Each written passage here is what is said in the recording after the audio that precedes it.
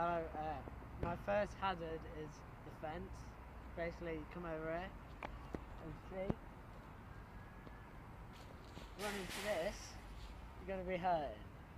So basically, what we're going to put in place, we're going to move the activity more in a central area where you cannot possibly run into the fence, where it's not a hazard and where it doesn't affect your play. So, for example, you're playing football, you're going to use the goals, but we're going to try and keep it central. We're not going to play in this corner, for example, because it's not going to be. It's going to create a lot of dangers to the players. If they're running at full speed and they can't slow down, you're going to end up banging their head. Okay, that's my first hazard. The second hazard is the ball. So not the balls, trip hazards. So things such as, let's use my notes for example, or a cone or a drinks bowl, something like that. If you're running and there's something in your way, you could possibly twist your ankle, damage something, damage your leg, and then that's you done for the session. So you want to make sure the equipment is in an area like this. There's an area provided over there for drinks bottles, bags, equipment, so that doesn't affect your session, and there's no hazards, no dangers, and no injuries during your session.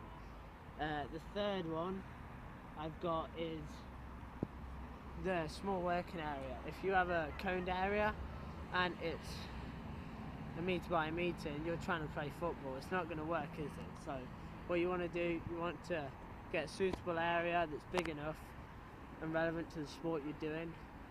So handball, you may use a larger section because the throws are longer, but for a sport like cricket, you're going to need an even bigger area, and you're going to have to worry about the balls as well hitting each other. So you want to make sure the area is big enough, especially so the participants don't run into each other, because that could create potential head damage, any damage really. If you kick them, that's going to damage them. There's a lot of injuries that can happen with two people running into each other and colliding. That could be very dangerous. So they're my controls. I think personally, for my first one, the fence, I think all you need to do is move away from the fence. I don't think anything else is required. I don't think you need to have padding on the fence or anything. I just think you need to be a suitable distance away from the fence to stop you having an injury or damaging yourself. So for the second one, we've got, what did we have? We had trip hazards. Yeah, all I feel you need to do is move the equipment in a suitable area. If anything is in the way and can affect you, like this goal for example, this could be in the way. If you're working in this area of the pitch, you might need to move it out the way to stop that. That would be something. And for the third one, I did, what was it, so the small working area. I think as well as making the area big enough, I think you also need to move away from the fence, move away from the goal, move away from any other hazards, any other things you can collide into. And basically, yeah, they're my control methods and hazards, so thank you. Ready? Yes. Okay, so my first hazard is the wall. So I've got the wall over there, I've got all four sides of the sports wall. Basically, it's a really hard surface. If you are running, you are going to hit it. If you overrun and you do come into contact with the wall, you're going to damage yourself. The injury could be severe if you catch your head. As you can see, if you hit your head on that, there's a chance you can fall unconscious, you could cut your head, you can land on it. There's a lot of injuries that you can associate with the wall. So when you're doing your activity, you need to make sure that you stick to the centre or try and stay as far away from the wall. Obviously in sports like football, where you're using the whole of the area, you're definitely going to be coming into contact with it. You just need to make the clients aware and the participants aware that it is a danger and they need to watch out for it, and you need to make sure they're careful when playing. That's my first hazard. My second one is the equipment. So obviously you've got balls, you've got rackets, you've got anything lying around from bottles to bags. So if you're running, you don't want that to be a trip hazard, you don't want that to get in the way of your session, you don't want that to injure anyone. So you need to make sure that you're moving the equipment, you're moving the bags, you're moving everything to a suitable position, maybe in the corners, so it's not in the way and nobody is in danger of tripping over them or injuring themselves. Obviously if fall, you can hurt your knees, legs, shins, anything, shoulders, but most of all your head.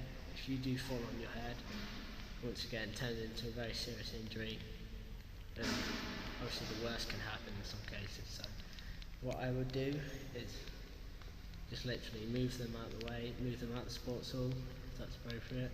Just make sure you eliminate the hazard completely. My third one is other people, so in a small area like this, really confined, not really space for two groups, is there? So if you are working and there is another group in it, you need to take into account that if they're playing something like basketballs are hard, and if they do hit you, it's going to hurt.